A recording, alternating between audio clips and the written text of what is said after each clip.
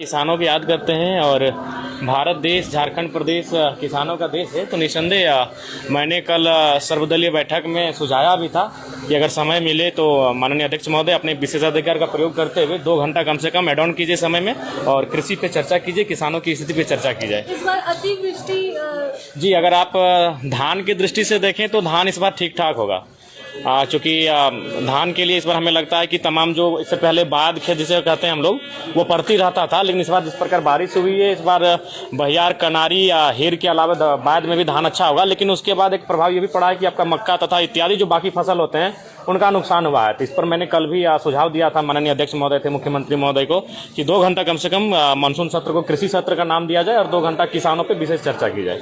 उसके बाद प्रवासी पे चर्चा होगी। विस्थापन आज बहुत बड़ा मुद्दा हो चुका है। रिम्स 2 के नाम पे आप देख रहे हैं रोज जो तनावपूर्ण माहौल तैयार हो रहा है इस राज्य में, तो उन सब चीज़ों पर चर्चा होना अति आवश्यक है।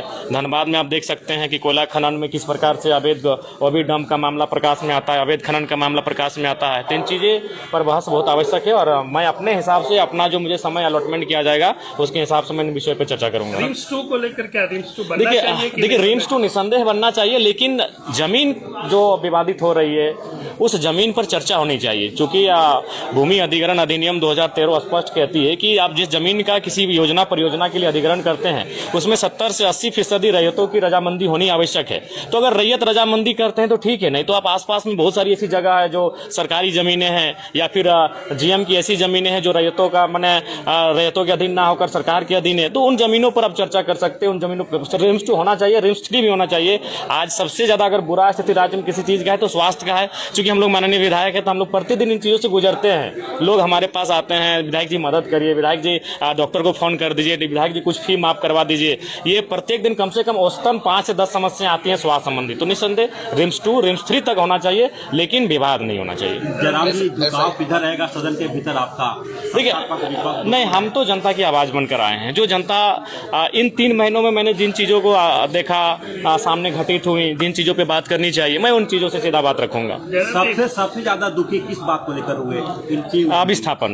क्योंकि विस्थापन एक ऐसा चीज है कि जमीन हमारी है, ना उसका मुआवजा मिला है, ना अधिग्रहण किया गया है, ना नियोजन मिला है और जबरन उस पर कार्य किया जा रहा है, जबरन उस पर खनन किया जा रहा है, जबरन उस पर ओबी डंप किया जा रहा है। बागमारा में जिस तरीके से चाल धंसने से हादसा हुआ, आए दिन ऐसे देखिए बागमारा में ये बागमारा, झरिया, धनबाद या फिर कोयलांचल की जो सीमा है उसमें ये नया नहीं है। इसका कारण है कि अवैध माइनिंग। तो इसके लिए कहीं ना कहीं सरकार के जो खासम लोग हैं उनका संरक्षण प्राप्त है। आप एक जिले में जहां कई IAS IPS हैं, अगर वहां इस प्रकार का कार्य होता है और उनके जानकारी में नहीं है, ये तो हो ही नहीं सकता है। तो हमें लगता है कि इस पर मानवता का भी ध्यान रखना चाहिए। हर चीज़ पूंजी और मुनाफा नहीं होता है। जिस प्रकार लोगों की जानें चली जा रही हैं और उस पर कार्रवाई तक नहीं होती है, ये बहुत ही दुर्भाग्यपूर्ण है। 7 तारीख से मुखिया लोग, जनप्रतिनिधि विधानसभा को घेरने आ रहे हैं। पंचायत को पैसा ही नहीं दिया 1.5 साल। नहीं, ये तो सच्चाई है। जैसे को वार्ड सदस्य का जो पोस्ट है वो तो मैंने निरर्थक है, नाम का ना काम का कुछ मतलब नहीं। वार्ड सदस्य का, पंचायत समिति का भी वही हाल है। मुखिया को तो तनी मनी योजना परियोजना मिल जाता है, लेकिन पंचायत समिति की स्थिति बदतर है, जिला परिषद की स्थिति बदतर है और वार्ड सदस्य तो बेकार, इसका तो बेकार ही चुनाव कर रहे हैं। तो सच्चाई है ये, कोई जो हम लोग भी वहीं से आते हैं। तो निसंदेह उनकी जो मांगे हैं, उनका जो अधिकार क्षेत्र में आता है वो सरकार को देना चाहिए। धन्यवाद।